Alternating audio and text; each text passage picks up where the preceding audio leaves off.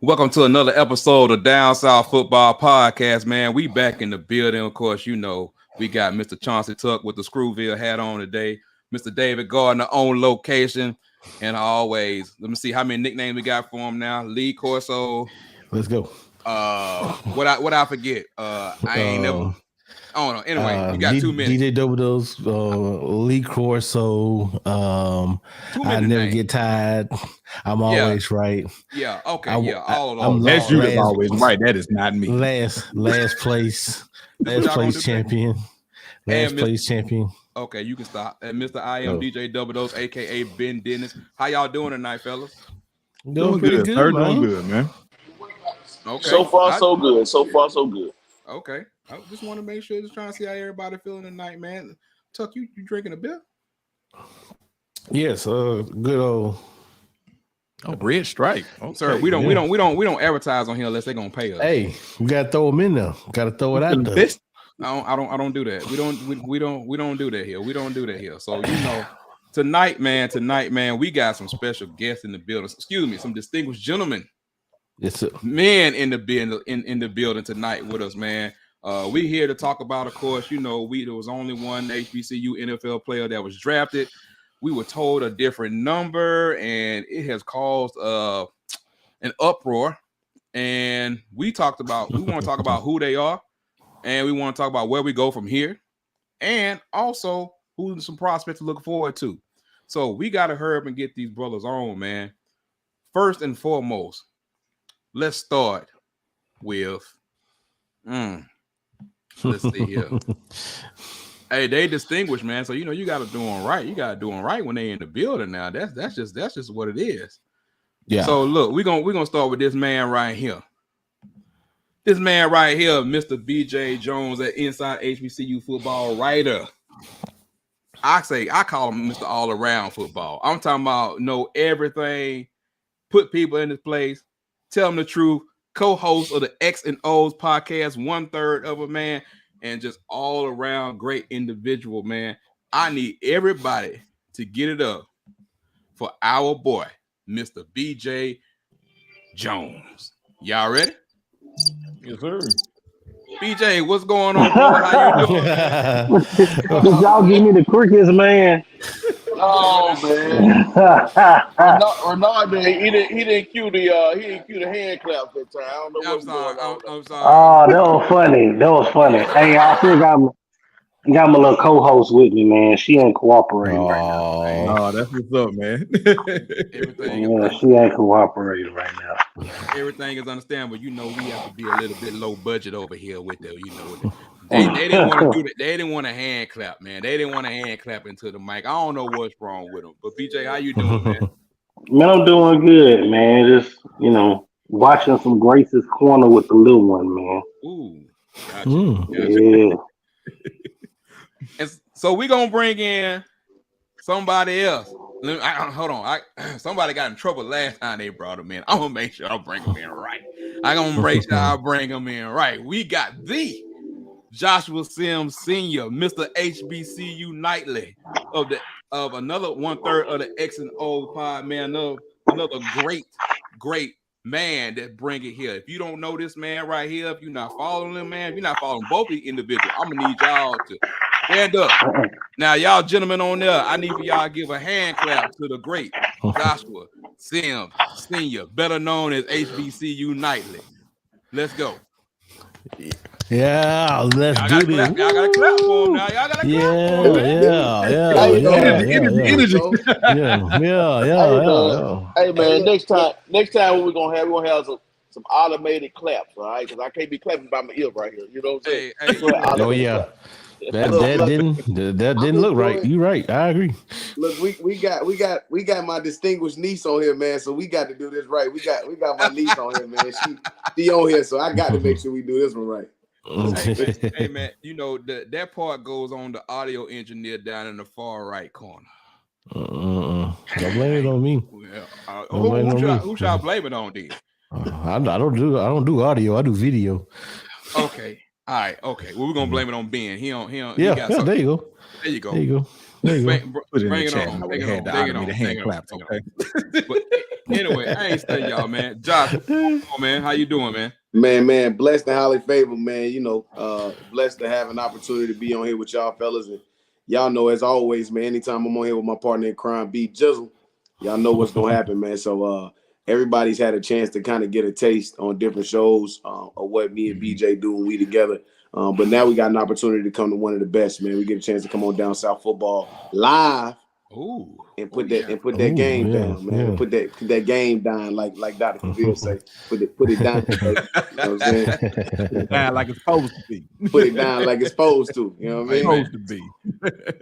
Absolutely. Man, great. That's what I'm talking about. But I'm gonna get into it because these brothers have to go to me, the best Twitter space in all of Twitter, the most informative, to HBCU Nightly. If y'all not tuning in, y'all not chiming in, man, I'm gonna need y'all to make sure that y'all do that.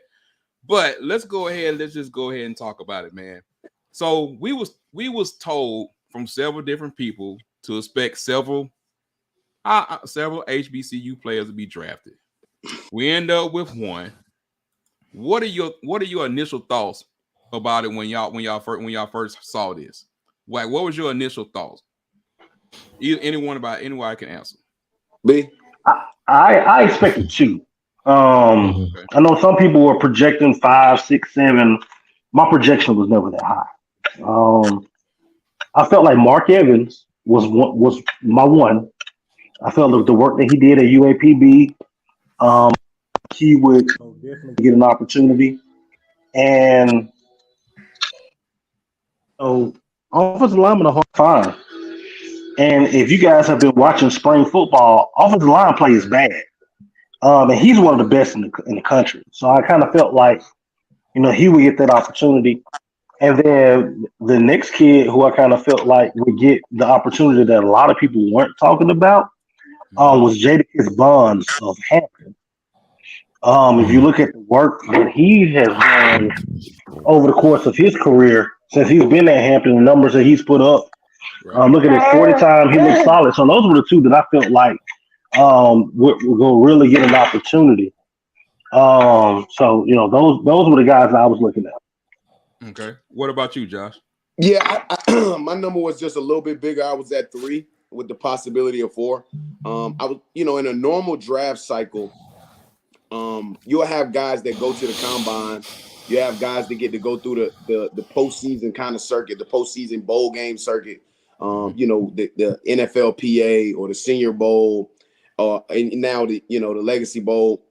But I figured the 3 guys that had gone through the majority of that postseason process will be the ones who end up getting drafted, with the possibility of a 4th. So the 3 guys I had was, again, same as BJ. I had Mark Evans, because offensive linemen are hard to find, man. You're not going to find too many guys that are as versatile as that guy. I mean, you saw it in the Shrine Bowl. Then you saw it when he got to the combine. I mean, the dude was just lights out, man. He plays offensive line. And even though he signed a UDFA, I thought that when you looked across the entire, really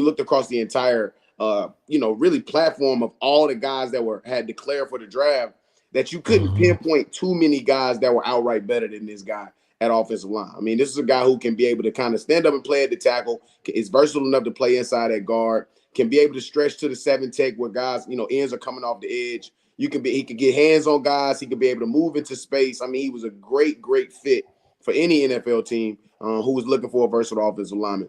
The second guy who I had on the list, who I thought was going to come off second, was Aubrey Miller. I had a chance to see Aubrey Miller FaceTime at the Celebration Bowl. We're talking about a guy who can read and react like the best of them. And you're talking about a draft class that just wasn't loaded from a linebacker. Right. So the more guys that you had going through the entirety of the process, it kind of looks like you just got them guys, it's kind of funneling down. And then even if you go back and look at the recap of the draft, didn't have a ton of inside linebackers get drafted this year. And so, and not any that jumped off the board. I mean, you had the kid Campbell jump off in the first, end up going in the first or second round. That was kind of like, what? Like, so you had a couple guys, but no true inside linebacker that really jumped off the board through the entire draft, mock drafts or any other process. So you kind of had to configure, well, you're going to look at a guy who came from an SEC program that came to an HBCU who was as productive and as effective as he was at Jackson State. and had more, obviously more visibility from a process standpoint than most other guys. And then the third guy who I said was Isaiah Land. I mean, I didn't go away from Isaiah Land. I think that, Isaiah Land for me was a kind of borderline person, was a borderline prospect because we didn't get a chance to see him play against Chapel Hill in that first game, which I believe if he played in that game, it would have helped to solidify his chance of getting drafted. But you don't get a chance to see him against an FBS opponent, in which FAMU played really, really good. You put him in that mix and against a Chapel Hill offense that was very, very skeleton-like. I mean, they could throw the ball around a lot, but that offensive line was cheese doodle. And I'm honest about the fact that, I mean, I tell the truth when I see offensive line play and scheme. So I think that if he played in that game, then we're having a different conversation that he ends up getting drafted. But even throughout the rest of the season, the guy was consistent. I think he was consistent enough to warrant a draft pick, but I also can understand why teams didn't necessarily draft him. Like I said, you don't have a sustainable FBS film on you, an FBS opponent, and then you're looking at a draft that had a lot of these tweeners. I mean, if you guys looked at all 7 rounds, you had a bunch of tweeners get drafted. And so for a lot of these GMs, if they got to go pick a tweener, they're more than likely, it's just like going to get a job, they're more than likely going to go pick the tweener with the name on the front of the diploma or the resume that sticks out very differently than the one we're more familiar with. And so I can understand why. But I knew he was extremely coveted during the UDFA process. And so glad to see him land on his feet and be able to change his family's life. Okay. I think you hit on a lot of them that I was thinking about, of course, Isaiah Land, Aubrey Miller. A lot of people was high on Xavier Smith. I'm talking about outside of more of the HBCU world was talking about that. I just wasn't 100% sure that they were going to draft him. Yeah. So I'll let somebody else ask, because Ben, you got a question before we move on? I mean, my number one question was, I was going to ask them, do they feel like Land not playing early on in the season? Because, he had a grade going into the season. And everybody, we were all excited about him coming back because we was like, he got a good grade. He's going to come back. And then everything happened. And then, the suspension and missing all of those games. That's what I was going to say. Do you think that really hurt him as much as it did? Because, I mean, the production was there. But this particular year's film, I guess, wasn't maybe what they were looking for because it was a lack of. I'm gonna pass it quick to BJ just after this thought. We're talking about 6'4", 215, 210 as a defensive end, right? Playing in FCS football, but not necessarily great bend, able to drop his shoulder in moment. Does a great job using his hands in spot. Not very great inside of in the field side of the play. If he's in the boundary, he's a problem for any offensive tackle if he's in the boundary because it's condensed space. So you're talking about, at the end of the day, but you're talking about 6'4", 215. Now he's 235 and been able to show that he's been able to hold on to the weight. But during the majority of this process, which doesn't happen in the 2 to 3 months before the draft, the majority of this process happens within those 2 years that we have film on you and the opportunity. So we didn't get a chance to see, being honestly, we didn't get a chance to see him go against 6'5", 6'6", 320 offensive tackles at Chapel Hill. We didn't really get a chance to see him be as productive against 6'4", 295, 305, 310 against Jackson State, because that second game of the season, I mean, it was a wash. I mean, I'm pretty sure that FAM's film guy probably lost that film. Maybe the year prior, but you are talking about a Buck Buchanan Award winner who was incredible from a sacks perspective. But it's just you just had a small sample size from a film perspective on him to be able to make a true evaluation. So I'm gonna pass to B because B knows way more, and me and him have a bunch of conversations about this. But I'm gonna pass to B. Gotcha. I think with Isaiah Land, I think his frame came in to hurt him. And when you look at Isaiah Land, he's not going to be a defensive end on the next level. Right. People are going to ask him to play in space and play in full linebacker position, and there's not a lot of film showing him being able to do that. And there's a few other things that hurt Isaiah Land. Southern game last year, when you actually were lined up against Jatari Carter, he flashed once. He didn't have a great game. Didn't show up for Jackson State. So there were some opportunities for Isaiah Land. My apologies, fellas. But I think it's going to be interesting to see how this UFDA works out and how he transitions to playing that, every, linebacker playing in space, which is something that he didn't have to do at FAMU. Gotcha. I like that answer right there. Dave, what you got, my man? I was a bit surprised, simply because I thought that Isaiah Land was locked. I thought that Aubrey Miller. If I had one lock, I would have said Aubrey Miller, because I think that over the 2 year period of time, he has shown, when he came in from Missouri, he's shown to be, he's kind of has little character issues a little bit at first. He kind of worked his way into it, and he was a solid player, in the SWAC for 2 years. So I thought that if you were going to take a chance on an inside linebacker in the seventh round, let's not forget that in the seventh round, the NFL team's last pick, they're Mr. quote unquote irrelevant in a sense, maybe right. not, So I felt like they would take a chance on him. I don't know. I have a little bit of an issue with that, but at the same time, it was only 11. I think it was 11 FCS players that were drafted throughout the draft. So maybe this was a little different, because normally FCS guys, you normally get more FCS guys, I think, than what we got this year. And for whatever reason, it didn't go that way. I don't know what else Renard really has on the docket to talk about, but I mean, I'm wondering what the prime effect had on any of this, if at all. I'm just gonna go ahead and just talk about the elephant in the room. That's kind of what's been flashing the whole, all day, all week. Him leaving Jackson State to go there, did that have any effect? Could he have been someone in the room, or someone that kind of, talk these guys up to maybe where we probably would have got more than one, even if it was two, maybe more than one, if that had any effect on it at all. So that's kind of where I'm at with it. Well, relatively speaking, right? And I like being able to hit elephants in the room head on, right? Relatively speaking, if he was going to have an effect, it was the effect that ended up happening. You get one HBCU draft pick, and happens to come from Jackson State. That's more than Colorado had to say about that, right? I'm not sure if Colorado even had a draft pick. I don't know. Anybody that was looked at. I don't even know if they had anybody that was looked at. So when you look at it from a transitionary standpoint, from his standpoint, it's like, okay, I'm there 2 years. I put two guys in the league. These are two of his guys. These are his guys. But one of the things that I wanted to point out, Dave, that you kind of went to, right? In a normal year, you're absolutely right. It would be more FCS guys drafted. But I want everybody to know that this is part one of the super senior draft. All right. These COVID guys who were 24, 25 years old, sometimes even 26 years old, who have been in college for half a decade or more.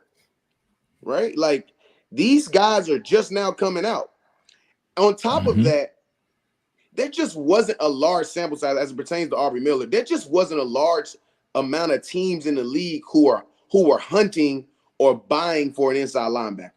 You probably had about 3 teams that were like, we need to draft the inside linebacker.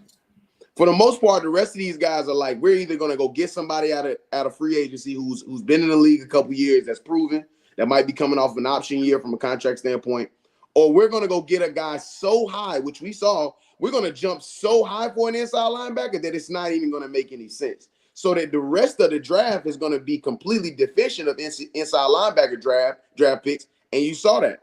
And so, you couple that with the fact I thought that Aubrey Miller was as well. But one of the things that I did not take into context during the process, during my evaluation process, was that there was only 3 teams that really needed an inside linebacker. And though Aubrey Miller is going to come in on day one of that team and be on special teams and provide his services on special teams, he's going to make the roster off special teams alone. He's going to. But it's going to take a couple years. He's at a team where even in the team he went to, they're not hurting that inside linebacker. I mean, Miami's not hurting that inside linebacker. As a matter of fact, Miami's not hurting in the linebacking core really at all. So, when you looked at that, you looked at all of those factors, I started looking at teams that he could have landed to, and it was really only 3 teams that needed a true inside linebacker. And then we just didn't get a whole lot of inside linebackers drafted. True Mikes. You know, these are true Mikes. These are real, like true Mikes. Mm-hmm. Aubrey Miller is not a guy you're going to put at the weak side linebacker. He's not going to put it strong. He's not going to play around a hybrid. He's not going to play in space. He's an inside linebacker. He's going to sit in that 1 or that 0. He's going to sit in that inside gap. He's going to read and react and go make a play. All right, but there just wasn't and the league is not going in that direction. Honestly, that was just about to say the league. The league is going more of a, you know, you're not going to have a guy like, you know, somebody's calling the defense. You know, more likely you got secondary guys not calling the defense out there now. You don't need a actual Mike linebacker because even the center doesn't even call out a Mike anymore. You know, the center, you know, when they do protections and all that stuff, the game is evolving away from a middle linebacker. That's why I think when it came to Isaiah Land, you know, with his size, he needed to become a linebacker. You know, that was his position. Yeah, that was my whole thing. You know, put his hand down, he's going to gain at least 40 more pounds in the league. You got to at least be like 270, 290. At least. And, you know, because if you're going to get pushed around with those guys like that and set that edge, it's going to be tough for him to do that at 250 and 260. Because that's one thing that Justin had to learn too, because Justin was a defensive lineman at Notre Dame. He was trying to play at 245. Oh, no. They got him, and he was eating everything. You know, you got to gain some weight. So he got to his weight at 285, 290, and now he got bumped up to the third round. So, unfortunately, that's, you know, when we come to prospects, like you said, it's team needs. It's not the best player available always. It's the team needs. And unfortunately, Aubrey fell into that mold, that role of, you know, we might not need you. Unfortunately, this is a diminishing style of play at linebacker. Look, man, Uncle Angelo played Mike linebacker in the NFL for a long time, man. He will tell me to this day, the days of playing Mike linebacker, the way he played it, them days over. And he, you know, and the truth is that you got just more athletic guys because you play these over and under fronts, man. I mean, it's so much that has changed, man. And I don't know, man. BJ know about this. I'm like, it's crazy to see how quick the game changed, man. It really is. And look, I felt like Aubrey Miller was gonna be one of those guys, and then I looked at some things that hurt Aubrey. Aubrey was listed at 6'2" in the media guide. He got measured at 5'11". 5'11", right at 230. He ran the 4.7. Right, he ran the 4.7. That would have been the slowest time of the linebackers at the combine. Right, you got Roy and Popo and some of those guys running 4.39. You know, the linebacker position has changed, and also when you go and you look at Aubrey Miller's film, he's effective when you tell him, "Hey, 0 gap to A gap. That's you." Blitzing those A gaps. He becomes ineffective when you ask him to play in space. That was exposed in the Celebration Bowl. That was exposed against Alcorn. When he is forced to play in space, he is nowhere near as effective as he is when it's just A gap. This is your A gap. We're going to blitz the A gap. You get him out in space. I looked it up. He had one of the concerns was the amount of missed tackles that he had in space. I think that percentage shot up to like 27%. That's not a good thing. You know, when you're 6'2" and 240, people are willing to roll that dice. When you bump that down to 5'11" and 230 and at 4.7, there's too many things going against him. But one thing about Aubrey Miller, the kid's a football player. He's a thumper. You saw that in the Senior Bowl. Whatever he needs to do to make that ball club in Miami, I expect Aubrey Miller to do that and some. Yeah, I mean, Aubrey was like a C-ball, hit ball type guy. You know, you was just go. If you saw it, he's going straight like a scud. And when it came to like you said, 5'11", that's like the last middle linebacker. I remember those 5'11", like Zach Thomas from Miami. So I don't remember no Mikes being that tall, that small, that short. So I mean, I really wish that he'll. You know, I think like you said, special teams is the way to go. You know, build up that physicality, and they'll be like, okay, maybe he can. You know, he can find some way to hit. Cause Reuben Foster, same way. He used to be a hit ball guy, but he learned, and when he got to Bama, like, hey, this is more scheme oriented. You got to learn how to play your position. And I think if once he gets into the league, he'll learn how to do that a little bit more, and then he'll probably make a starting lineup eventually. But right now, I don't see it. He'll be situational. I'm gonna go. My fault. He'll be situational goal line packages, inside red zone packages where there's not a lot of space, where the space is condensed. But special teams for sure. And he'll make that ball club. Go ahead, my fault, B. Yeah, I mean, and this is the thing about the draft. You want people to think about. There's what 259 picks this year. 259, I think was the number. 206. 200. Okay, 206 of those picks came from the Power 5. Mm-hmm. All right, only 34 picks were picked from the G5.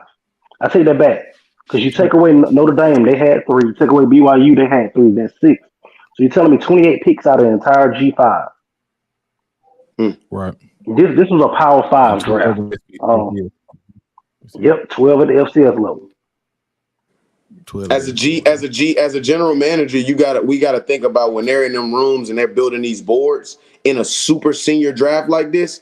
Am I taking a 24-year-old who came from Georgia who probably don't have great film? Right.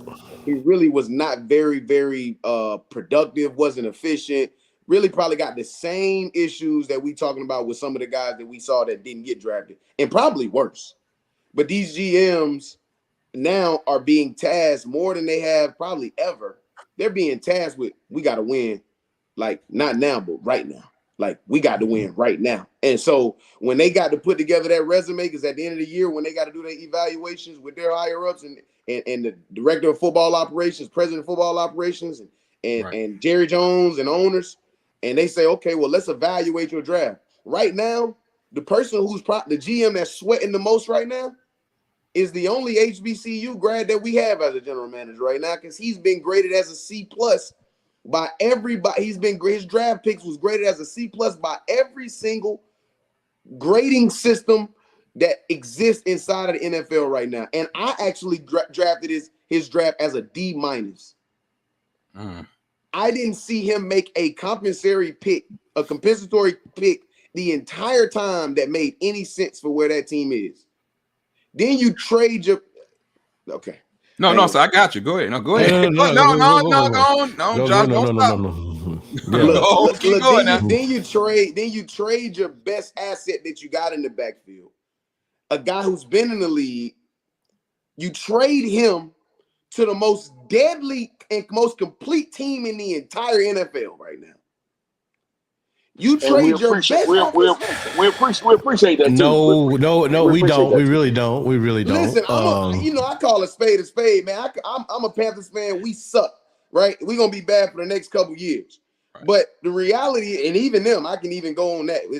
But we talking about I'm defining this as the super senior draft. And this is part one. You're gonna see guys that was third string at UGA. I promise you. You're going to see guys that was third string at UGA get drafted in the XFL draft this year too. Third string. Most definitely.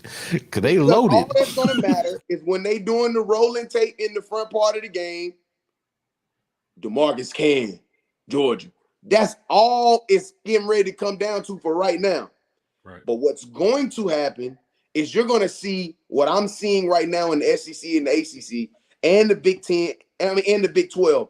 I'm seeing terrible football played in those conferences right now. I've gone on record and said, no, you were there when I said it. I have seen in the SEC in the last 3 years, I've seen some of the worst football that I've ever seen played in that conference.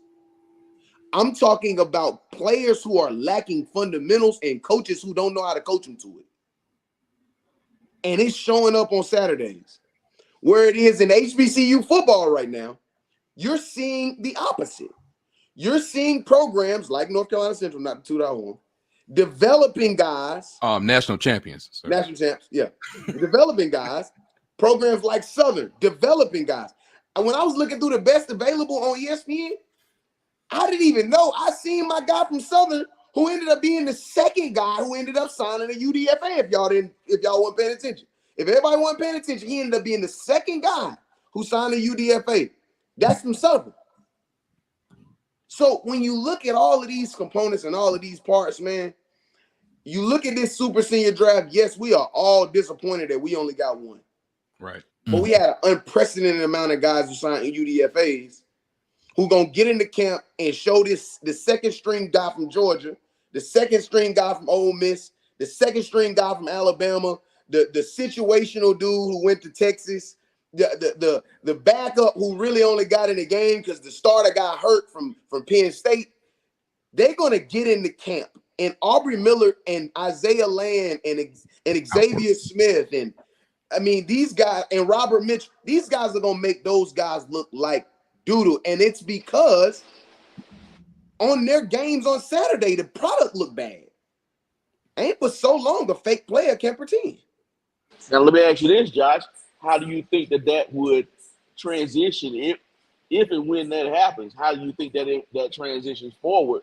You know what I mean? As far as the GM's picking. Now I got these players coming from these smaller schools coming in, showing up this Power 5 guy. How do you think that transition the mindset at all? For the next 2 years, HBCU football draft picks are gonna live in rounds 5 through 7. If we're gonna get drafted, it's gonna be in rounds 5 through 7. Low risk, not a lot of eyeballs watching the draft when you get to rounds 5 through 7. All of the guys that everybody already want to come off the board, they already came off the board. And usually in the 4th round, because there's so much statistics around guys who get drafted in the 4th round, the 4th round is just as important as the 2nd and 3rd. But 5, 6, and 7 are guys that they are making. I mean, the truth is that in rounds 5, 6, and 7, these are guys we're taking a risk on. What you're going to see after all of these, I think we had 13 guys now that have signed UDFAs or been in. We got 12 guys that signed UDFAs and another 8 guys who've been invited to mini camps, I believe. Don't quote me. I may be off a few numbers there, right? Right. Out of the 21 of these guys, if 10 of them make the 53-man roster, the 2024 NFL draft will have 3 guys drafted. Mm-hmm. That's the net. That's going to be the net. Now, how that affects the 2025 and 2026 draft, believe it or not, it ain't going to be on the GMs. It's going to be on the HBCUs. We let Prime come in here and tell us don't play FBS games. Give him. Cool. I hear you, right? I'm going to say this. Let's stop calling them money games. Mm-hmm. Let's stop calling them money games. Let's stop mentioning money in these games at all. Don't call it get money game. Don't call it a money game. Call it a football game where you have an opportunity from snap 1 to the end of the game to beat the other team that's across from you. Because if we see more HBCUs beat FBS programs, that's going to have the attributive effect on 2025, 26, 27. But we got to sift through the programs who are deciding that they were going to listen to the guy, which warranted information, great advice. I'm not saying go play Alabama, Georgia. I'm not saying go play Alabama, Georgia. I'm not saying go play Ohio State. Those are the real Power 5. I'm not saying don't go play the 5 best programs in all of football, all of college football. But Vanderbilt sitting right there. South Carolina. UNC Charlotte. And then also too, I think another thing too is being able to consistently beat FCS programs. Put them on the schedule. You know what I'm saying? We all the same, right? So you FCS, I'm FCS. Let's start winning those games. Before I even look at Power 5 and Group of 5, I need to be able to beat, those FCS opponents. You know what I mean? So I think I always have said that to even this playing field, because a lot of people don't realize that the SWAC and MEAC are FCS conferences. Trust me, a lot of people don't realize that. Yeah, I'm starting to realize that now. It's a lot of people. Right. They all think HBCUs are lower Division II and below, but they're not. They're FCS, just like any other FCS school. We have to start making a name for ourselves Granted, we may get a raw deal in these playoff, FCS playoffs, things like that, but somebody got to take a step forward and start making a deep push in these FCS playoffs and things like that.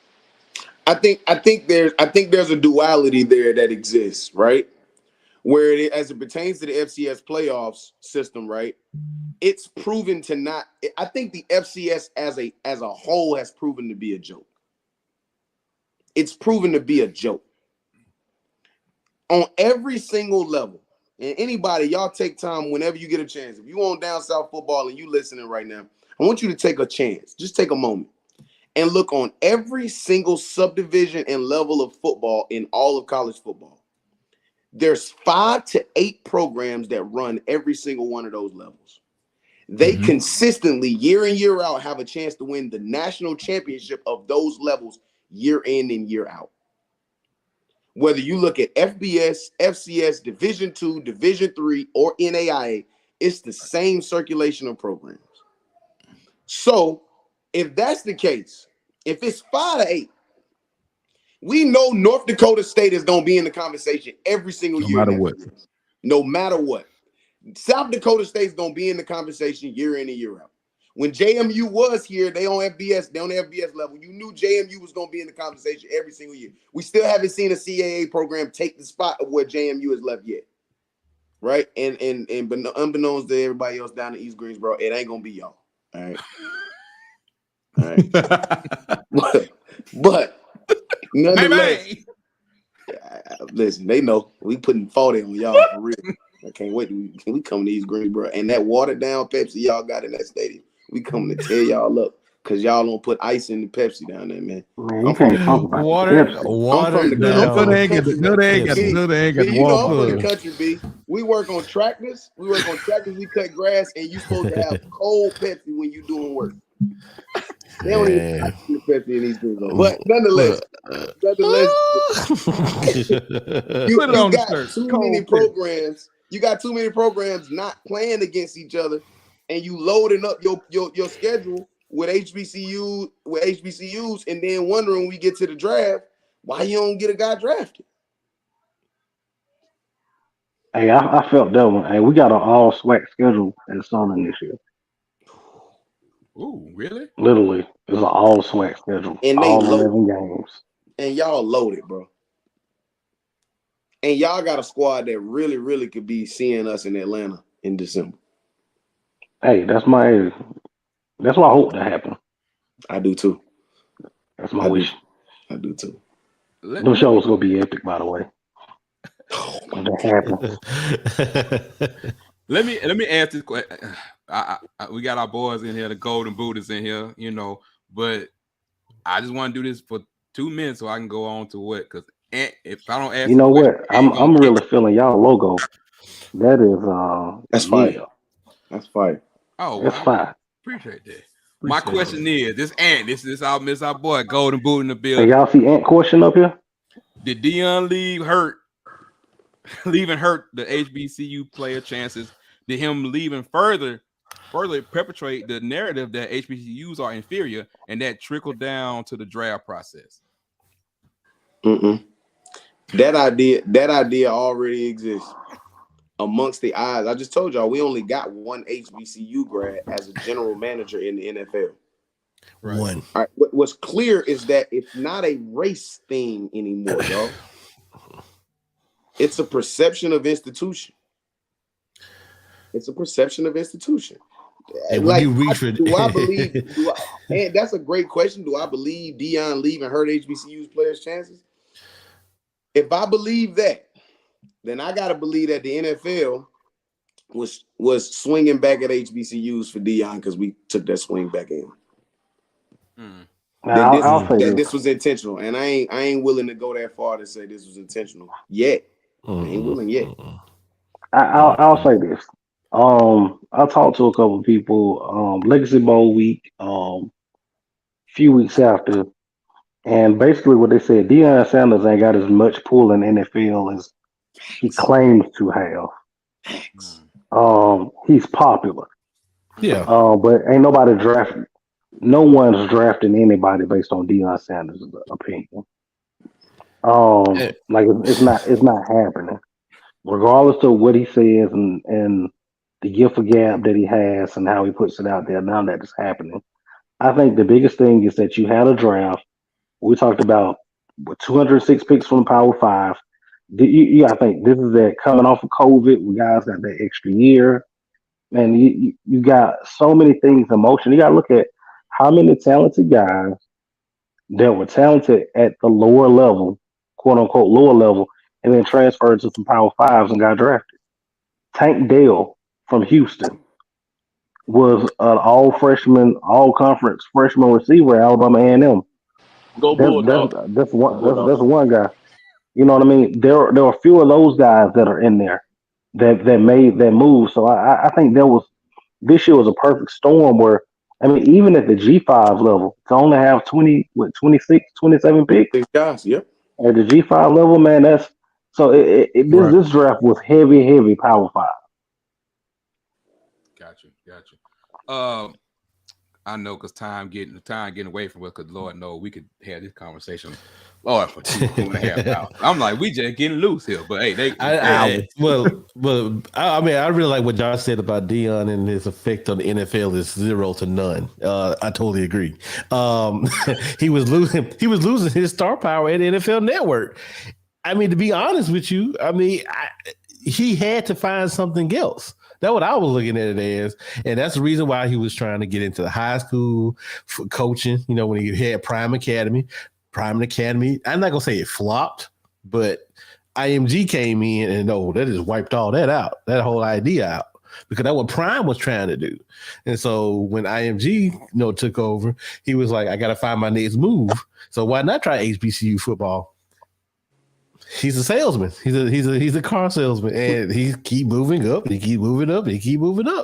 And you're going to see him probably somewhere in a better Power 5 school somewhere, maybe in the next couple of years. I mean, why you want to get BJ and Josh started on? You think he can turn around Colorado? Because I don't. Turn around. He'll win more. But He'll one win more than one game. game. It'll be hard to turn around.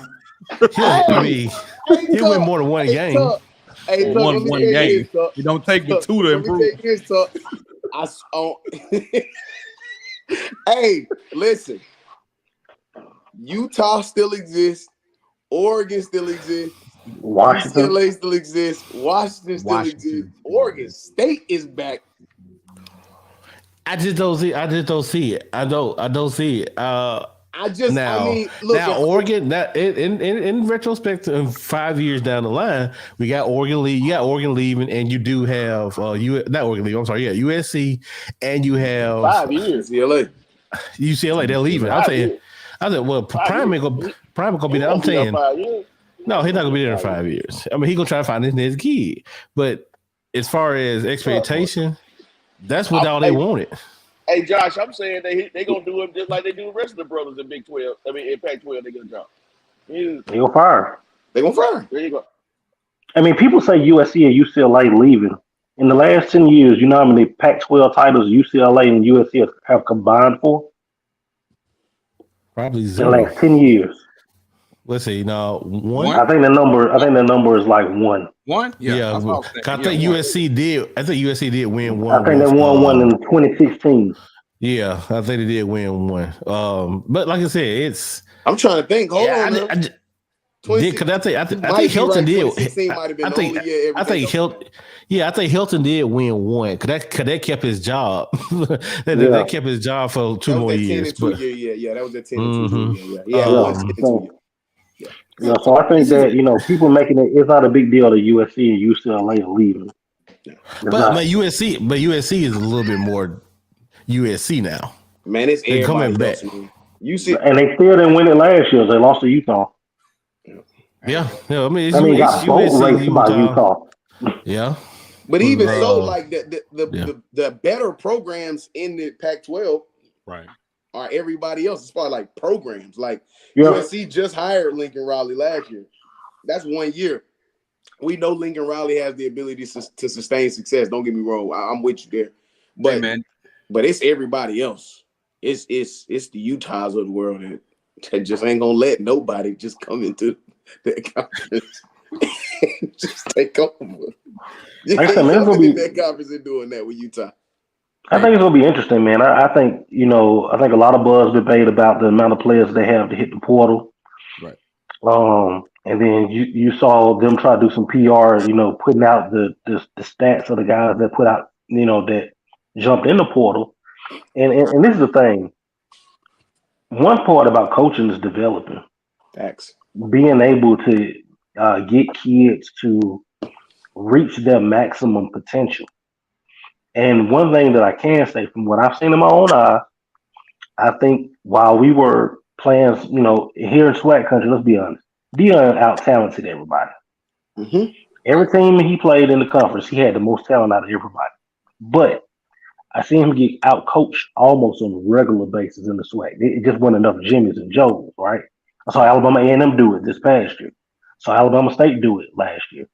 Saw Southern do it in 2021. I saw North Carolina Central do it. Saw South Carolina State do it. Saw Alcorn do it last year. You're not going to be able to out talent anybody in the Pac-12. The idea that you just go roll the ball out and just out talent people, that doesn't happen at that level. Hey, man. I have to get this in. I don't think Ant said this, but because his nickname is Petty Murphy. But it was a That's cool. That's cool. That's cool. That's cool. That's cool right there. That's cool. Pooh all day. That's all day.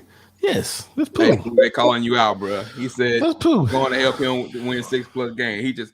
He man, unless he got some kids I don't know nothing about, man. Grand opening, grand close. There's nothing on the horizon. Like I looked at some of their quote unquote targets. Nah, I don't see it. Man, the quarterback position, bro, and y'all all knew this. The quarterback position is so hyper focused now, bro. It is so hyper focused. I could not imagine myself, dog. I was a head coach in the state of North Carolina. So offensive coordinator in the state of North Carolina. I did an intern year on the college level at my alma mater. Like, I could not imagine coaching this generation of quarterbacks. A lot of these guys come in with the mentality that they are God's gift to earth. Oh, yeah, most definitely. And they lack fundamentals, mechanics. They got all of the stuff that you just hope you get when you get to. They got quarterback coaches. They got nutritionists. They got a yoga instructor. They got a tutor, a mentor. They got different quarterbacks that's in the league in college on speed dial. They got booming Instagrams, NIL, they got everything. And can't take a snap from up on the center. But you feel like I don't get it. And I always thought that the advancement of this game, and get me wrong, correct me if I'm wrong, the advancement of this game, it starts at the quarterback position. Right. The advancement of this game. And we got on all levels, in all conferences, and in all leagues, we got a whole bunch of terrible quarterbacks. I can tell you right now, I just saw the list that Jim Nagy put out yesterday for example number one. The best example. The best example.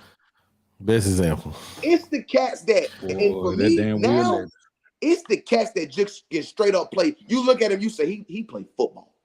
Mm-hmm. You know how to play football. Anthony Richardson, he played football. He played football. I can develop that. Yes, it's a project. I can create a scheme around a cat who played football. I can create a scheme around a prima donna who I'm looking to put my hand in the corner pocket every time I throw the ball. I want to make that. It's got to be the perfect picture for the gram. I can't, man. The Spencer Rattlers of the world, man. Oh my God, y'all got to show me something, because I'm seeing 90% of the quarterbacks is playing this game I love, that I've been playing since I picked up a ball at 4 years old. I'm seeing them, and I tried to play quarterback. I was small, yeah, I did, but I did. But listen, I'm seeing terrible quarterback play. I'm seeing I'm seeing stuff in this game, man, and where we are seeing advancement on the defensive line, and we seeing some of the best athletes, some of the best off athletes that play this game play offensive. Oh man. Yes, you got offensive linemen that's running like 4.6s, 4.5. Defensive linemen that's just taking over. They're the biggest houses. They can dunk the ball. Do a backflip. They run a better 40 times than some of these running backs. Yeah. I'm talking about two-hand tomahawk. Because I'm looking at Carter this year. I'm looking at him. I'm just like, what? Man, let me tell you something. Man, look, I went to the Ohio State Georgia game. Guy media passes was on the sideline. I'm gonna have to send y'all boys pictures of Georgia's defensive line. And I'm talking when I say defensive line, I ain't talking about the starters. I'm talking about the whole group. I'm talking about the cats that don't even play. It's amazing. Yeah. It's amazing. I mean, when you speak on that Georgia depth, like you said, I mean, you think a couple of years back with Florida State when they got Jermaine Johnson, he was a situational rusher at Georgia. He comes to Florida State and becomes the ACC Defensive Player of the Year.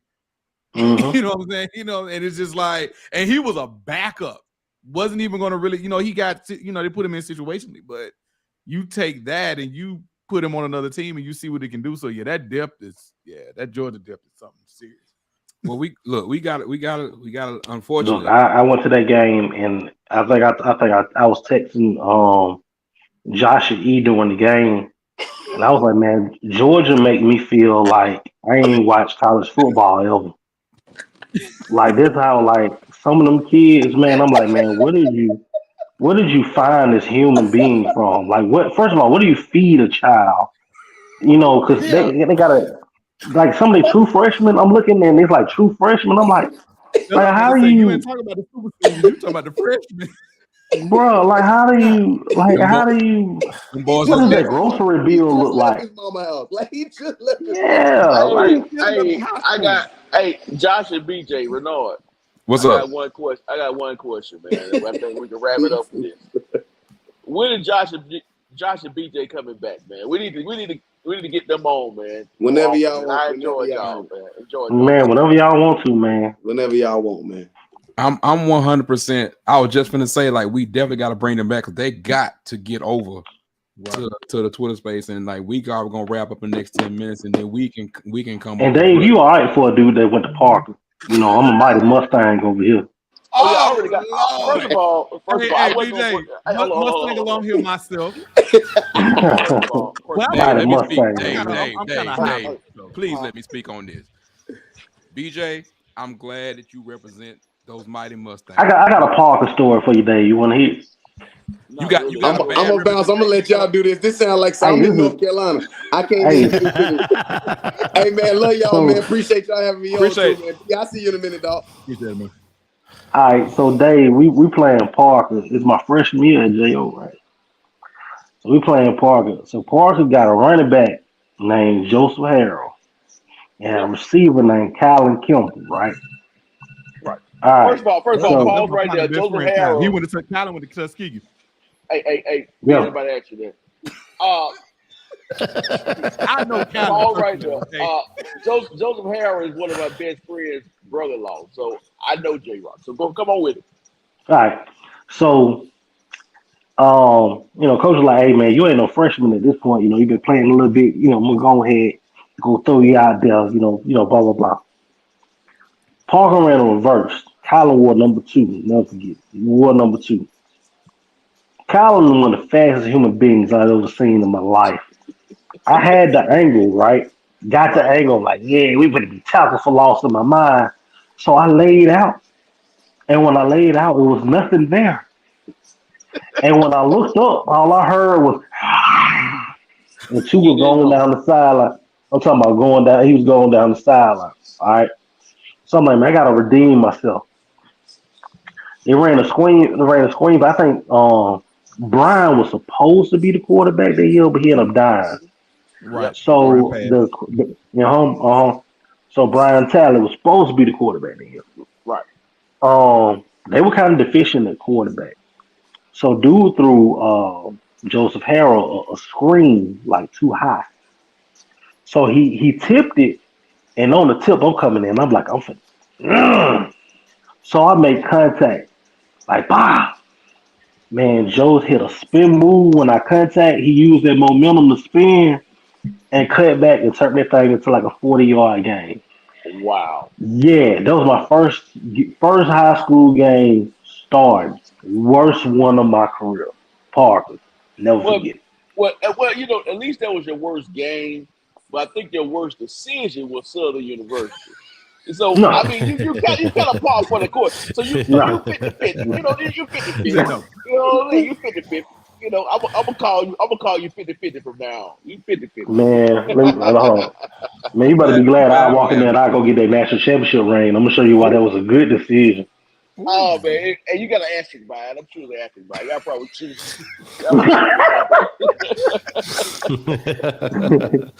That gotta stay out. Gotta stay out that conversation right there. Cause I don't think none of us three can say anything else. I know I can't say nothing. Man, but you with the A&M though. Yeah. A&M, Right. y'all building something up there, man. Y'all building something up there. And we building something. We got to figure out what we're doing, what we're building. But we're building it. We're building it. And that basketball arena is gorgeous though, man. Oh, it's beautiful. It is beautiful. But I tell you what though, that that running back core we got this year is gonna be Ooh, nice. England, ooh. Oh, Yeah. they got like two. They got like two behind England. That's sweet. For real. Oh boy, yeah, we got to get beat. So y'all winning the classic this year is what I'm hearing, right? Absolutely. And I can't wait. Chuck. To get the SWAT media day. I can't wait to get the SWAT media day. Oh yeah, man, we're gonna have fun, man. It was a great time. Okay. That's what I want to hear because you know, like a couple years ago, we called up in there, we ain't know nobody. Now we know some of everybody up in there. I expect us to have a good time in SWAC Media Day this year. You know what I'm saying? That's what it's all about. But I just want to say I didn't get a chance. I know Josh got to get stuff started. BJ, we really appreciate you, man. We want to continue to have you back because it was some stuff we didn't really get to talk about, but I thought the whole conversation and everything was neat. Yeah, y'all make sure y'all come through the spaces tonight too, man. Yeah, I'm dropping in there. I'm dropping in there. We finna be in there probably about soon. Probably soon we're probably about 10. Also, y'all look at it like this is just an invitation for a podcast. I looked at it like, man, it's like 4 more potential babysitters. Well, you gonna count your J.O. brother out right next to you. You saw that we went from, hey man, we family, you got to come back. Babysitter, no. I mean, we'll see what can happen when we, if she like in July, so Hey, if she likes Coco Melon, I got an iPad for her to put right there in front. That's about the best I can do as far as babysitting. I got an 8-year-old that'll keep it entertained. I got an 8-year-old that'll keep it entertained. Okay. Look, before we let BJ go, she ain't really Coco Melon, man. She Grace's Corner and that Blue. Word. Hey, Bluey. She loves Bluey. Wait, whatever she needs. I got Netflix Kids Unlimited. You can do whatever you want to watch, whatever you want to do. It don't matter. Anyway, so BJ, I just want to give you a quick question. Just give me one quick answer. Who winning the SWAC this year?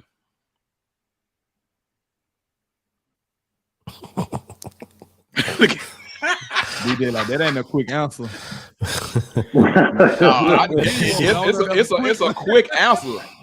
Y'all don't pay attention when he said we're gonna see North Carolina Central at the Celebration Bowl. See, y'all don't pay attention. I heard the man. So I was just asking to double check. That's all I was doing. So BJ, like we already know. Oh, now see how you folks. See, well, come on now, Pooh. Come on, bro. You see how your folks trying to turn on you, BJ? UAPB. I think you're playing.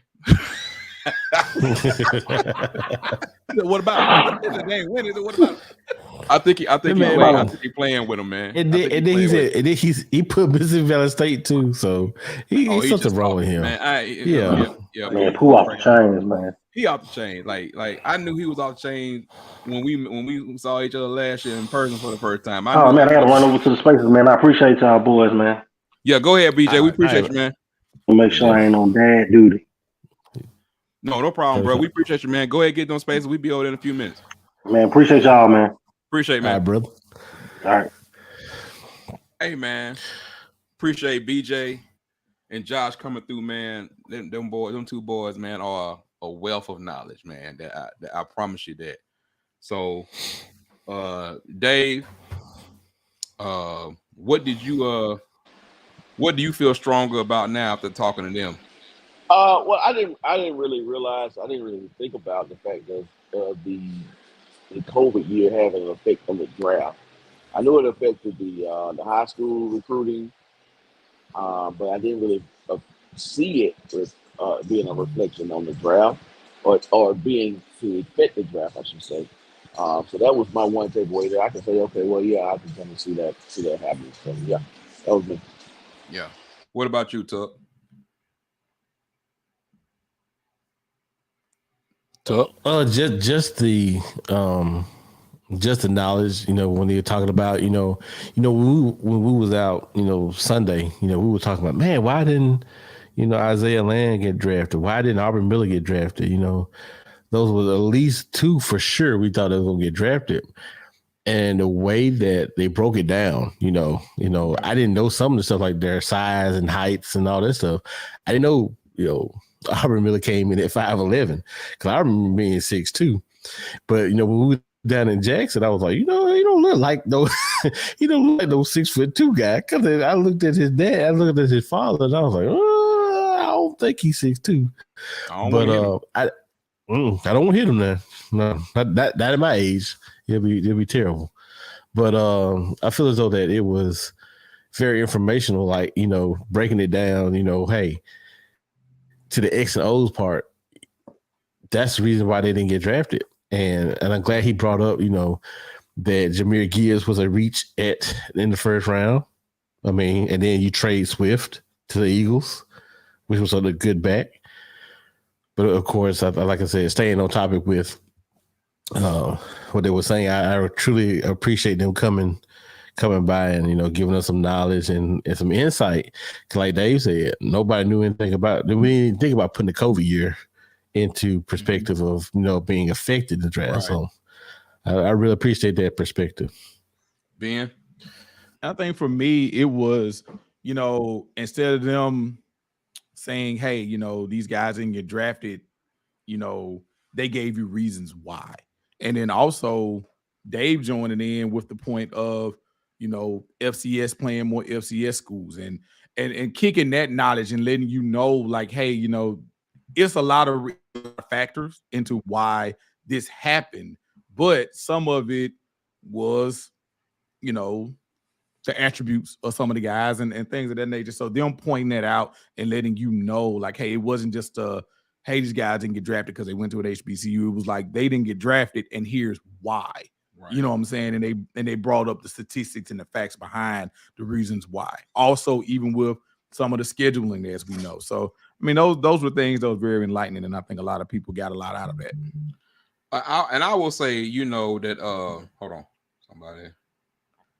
Okay. One of the best things. What'd you say? Oh, just some nonsense. I heard the phone buzzing. Just some nonsense. No, it ain't no nonsense. Trust me. One of the things that really got me, and one thing that I love. First of all, I love the X's and O's, because to me, a lot of people that was commenting on the fact that these names didn't get drafted had no idea who these guys were on the football field. Like, we heard people talk about, and I'm not saying this part is true, the struggle of Isaiah Land putting on weight and keeping on weight at a FAMU. It's not all, and sometimes it is. Sometimes it is a race thing, but sometimes it's just like a lot of time when people talk, you have to go and dig into the facts of the situation. And we don't do that enough. But I feel like next year, even though I didn't get a chance to get into it about him, talking about Davius Richard being the best dual quarterback in the nation. I didn't say the best HBCU quarterback in the nation. And he can give his reasons why. And you can get more of that from this show, man. Make sure you follow in this show, X's and O's podcast. Make sure you're tuned into the HBCU Nightly the Twitter space where they talk a lot about HBCU football, and the biggest thing about it is this: it's not a pumping your chest of this is this and this is that. It's like, okay, we're talking football. And you saw how they was able to compare to the fundamentals and the things that really make things work in football compared to what's happening here. These guys have been coaches. These guys have been players. They know exactly what they're looking at, and I think that's a big thing for a lot of people, man. That was really good. I take away from it, BJ and Josh, man, are exactly who. It's my second time being on the show with them, and of course, I've been following BJ and Josh forever, man. Like, they always come with the facts. So you think if you get in that HBCU Twitter space, it's all about A&M is better than Jackson State or Howard is better? No, it's really talking about the ball and really breaking it down. I mean, it's one of the best shows, one of the best Twitter spaces they have out there, man. I think that's what I took away from it. Took away from it for real. Right. Jared said the shock of the draft for him was that Shaq Davis wasn't drafted. True. He was definitely one of the ones that was on that list, Jared. I'm with you on that. I'm 100% with you on that. But like they said, like, we're dealing with a lot of different factors. And I'm sure you know we're dealing with a lot of different factors when it comes to it. To the outside world, it's just, oh, Deion left. They ain't want this. They ain't want that. To the blah, blah, blah. It has nothing to do with that.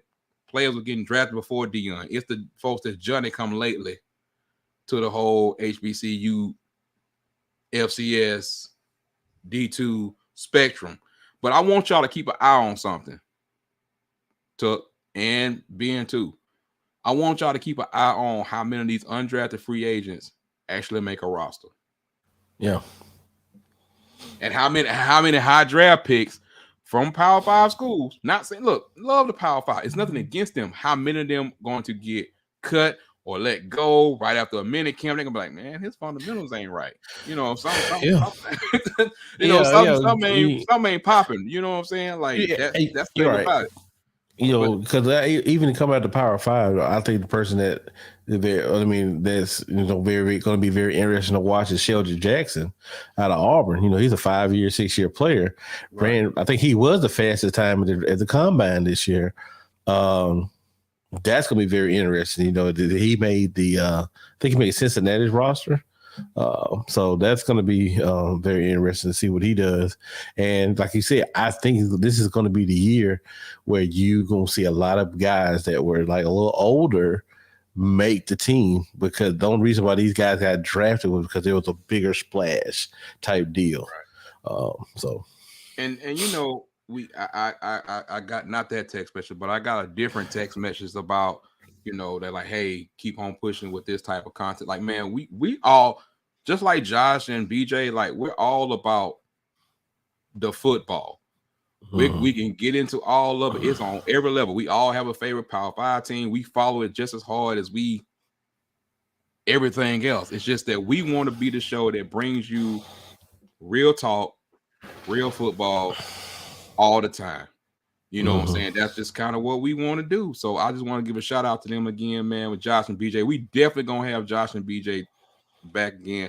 Hopefully, you know, I don't know if Josh is coming to SWAC Media Day or not. I know BJ will be there, but man, you know, I'm sure we'll be there. And I mean, I think BJ said he might be at SEC Media Day. I don't know. We don't know exactly where we're going to be. We just know that, hey, for y'all that stayed, we appreciate you. We appreciate you for watching. If you're not following us, man, please follow us. Because I got a question about what we do. Hey, man, we cover HBCU, we cover Power 5, we cover college football. You know what I'm saying? That's what we do. We cover college football, everything about it from every angle. Hey, so come along with us for the ride, man. We want everybody in here. We want everybody, many people we can get on this thing. So that's what it is. But Tuck, you got anything you want to talk about? Preview the next show, maybe? No, I'm pretty straight. You know, I hate that, you know, everybody left us, you know, but hey, the two smartest guys are here on this podcast right now. So I will let Dave. I'm staying out of that one, man. I'm staying out of that, man. Anybody got anything that's left in the audience, man? Any questions y'all got for anything? Y'all can always just hit us up, man. Tell us, hey, man, I need y'all to talk about this. I want y'all to talk about that. If we ain't talking about it, you know what I'm saying? Like I said, the more we build, the more we can do stuff for you. So that's it it. Was an awesome conversation, man. Awesome. And I had I was ready for I was ready to take calls tonight. I was ready. But see, you always ready to take. How you gonna be ready to take call when we got guests? You never know. They want to ask the guests. You know what I'm saying? You never know. That's true, but we will have minimum opportunity. Hey, I had the full gauntlet tonight. That's what I'm saying. I had the full gauntlet ready to go. Let me see what Me Too talking about. He said went to HBCU, but they are late to recruit. My son was a 4-star defensive tackle. We live 2 miles from. Congratulations on your son. We live 2 miles from Morgan State University. He went to Boston College. He was recruited by 15 school. I feel you. And I will say that there is a mentality out there by a lot of, I don't think about a lot of HBCUs are not made equally, especially in the recruiting department. I mean, I'm not making excuses for them. I'm just telling it's just a lot of them are not made equally in the recruiting department. Some have better recruiting strategies than others. And some budgets, the budgets are not going to allow it. So yeah, but living 2 miles from Morgan State, that's not right. And that's a question that more, to get down to the gist of it, definitely will bring up to Josh, man, and see how he's Josh and BJ, man, because it's one of the things like you said, Me Too. It's like we know, when it comes down to this thing, it's a money power game. It's a money power game in all levels of recruiting. I see it in the Power 5 24/7. The people that I have contacts with that I talk to all the time, because of course that's where I started 20 years ago. Was in the Power 5 level, and you start to see stuff, and you start to see how stuff goes, and the resources is a big issue. But I would love to ask him about that. And when I go in his Twitter space, definitely gonna see how they answer that particular question. They've been doing it for a long time. Yeah, they've been doing it from a long time. He said Mary's the same story. They recruited him in his senior year. Yeah, that recruiting conversation. If you look back over our history over the past few years, we've had a lot of them, and what goes into a lot of that. And I really, I will say this. I'm just gonna say that people don't want to know how the sausage is really made. Nope, they don't. That's perfect analogy when it comes to recruiting. You hit the nail on the head. People don't really want to know how the sausage is made. It's cutthroat. It's horrible. It's politics.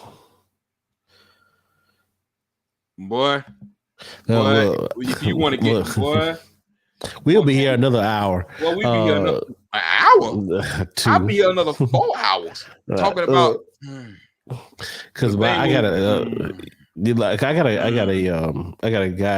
a friend whose son just committed to Texas A&M, and he's a highly coveted 3-star. And and she keeps asking me like, "Hey, what does it take for him to get that 4th star?" I mean, I told him it takes a lot. I mean, his offer list is very impressive. I mean, he has Alabama, he has both Mississippi schools, he has Florida State, Auburn, everybody, and this is a very coveted 3-star. The politics that comes behind it is, hey, since he committed to Texas A&M, more likely he will get that 4-star. But let's say if he went to Ole Miss or Mississippi State, he probably wouldn't be getting that 4-star.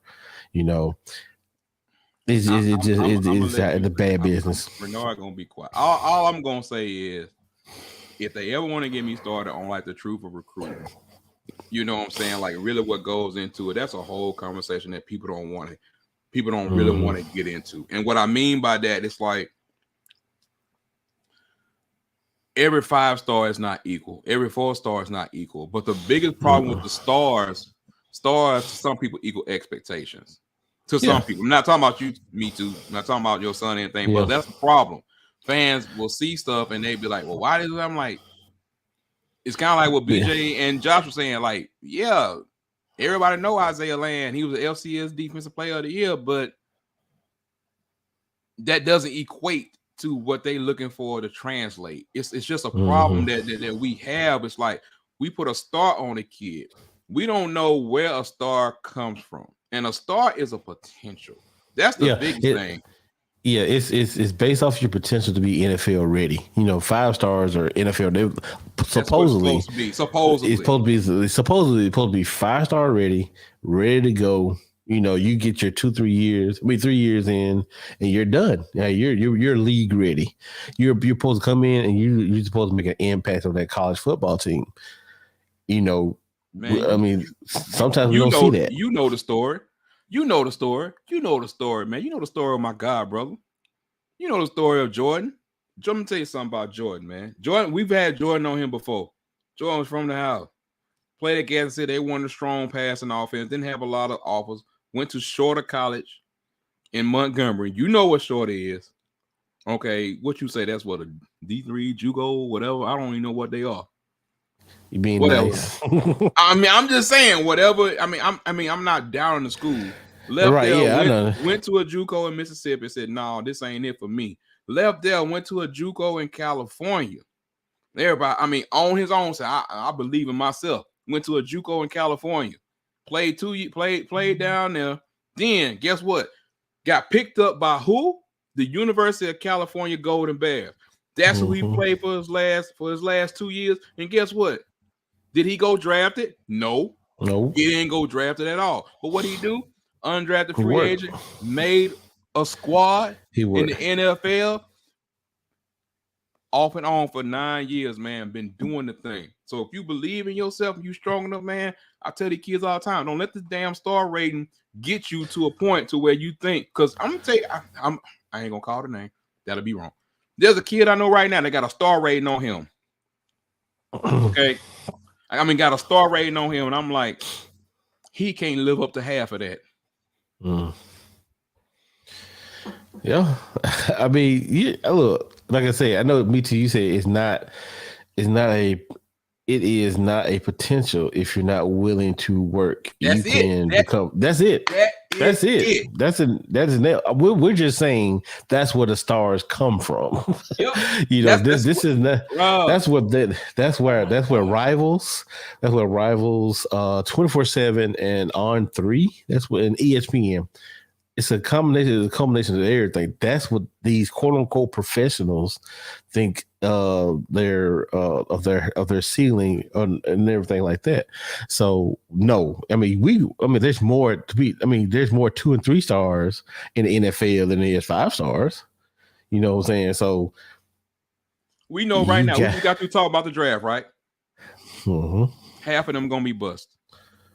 More than half. First round. I'm talking about first round. First round. Yes, half will be bust. Now, bust is a relative word to me because I'm like, if you getting there and you getting that money, it's fine, but it's not going to satisfy the masses of what people want to get it to.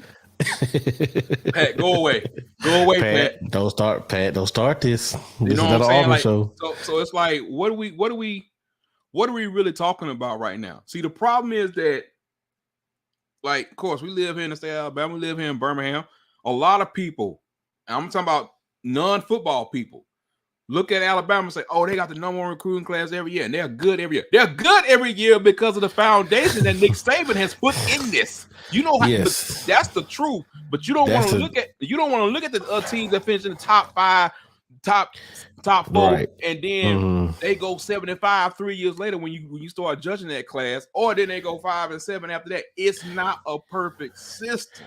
It's not a perfect system. But however, if you look at that Georgia team, that's a different story. If you look at that Georgia team, that's a different story. Look, guys, I'm an Auburn fan, and Renard's Auburn fan, but we keep it a buck. I'm a college football fan. Okay, same thing. That Georgia team is a year away from being, in my opinion, from being stacked from top to bottom, from at least 3 deep at every position. That's how good they're going to be, potentially. Play credit. Those are all good players out of Northeast. You have to be about. You got to be. You got to be. Look. Y'all just heard BJ say about them folks. He got sitting on the sideline. Now look, and Alabama guys I mean, they always gonna get them dogs. Them dogs gonna bark. You know what I'm saying? Like they gonna bark. Justice Haynes, he shouldn't look like that at with number 22. Okay, Caleb Downs should not look like that for Alabama. You don't have to like look hard. Now them 5 stars are really much like Richard Young coming in for Bama. Yeah. You can see why they 5-star. We call those 3 and out players. 3 and out. You know, I get it. They ain't played it down, but they have the part. They look it. They seem it. You know, like. Yeah. I mean, because this is what I'm saying. And then now I think per capita, and I've been saying this on this show for the last 2 or 3 years, Georgia is overtaking these other states as far as Texas and Florida. They don't want to hear it. As far as the best when it comes to talent, top to bottom, Georgia is that state. You gotta win Georgia. I don't care what your home state is.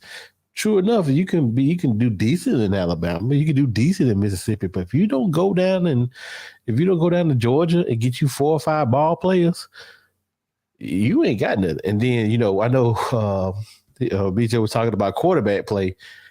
To me, it's offensive line, defensive line play. That's how. I think he was talking about a quarterback play being an advancement. I totally agree. But when it comes to D line and offensive line, if you ain't got that, if you ain't got offensive line, defensive line play, you can forget it. Bro, so let me see. Y'all done got me started. I'm finna start for the night. Yeah, cause we gotta get in that. I gotta get in that space. I wanna listen to. I got stuff I gotta do here, and I gotta have the space running around. Look, man. We happy to be back. We once again thank BJ Jones, Inside HBCU Football, and Joshua Sims, Senior of HBCU Nightly. Man, I want to say this: if you want to watch, if you like football, you see those guys cover every angle. Power 5, they dedicated to HBCU, but they cover football. That's what they're gonna do on the X's and O's podcast. Is they're gonna break down film from the coach's standpoint and from a former player perspective, because both of them have been there. BJ has got people in the NFL where he's helped and stuff like that, man. It's going to be a great show, man. We're going to have a great fall, and hopefully, man, we can make. I want to make all of them if I can. I want to make SWAC. I want to make SEAC. I want to make MEAC in Virginia. That's a little bit too far for your boy. You know what I'm saying? But SEC, ACC, whatever they want us, whatever they let us in at. The only way we get in there, if y'all tell somebody to tune in, so we can continue to get this folks. But we got some national folks that I got lined up, man. We're gonna get on this program and get on here while it's tuned in. But anything y'all want to see, make sure you hit it in the comment. So for Dave, for Tuck, for Ben, it's past being bedtime.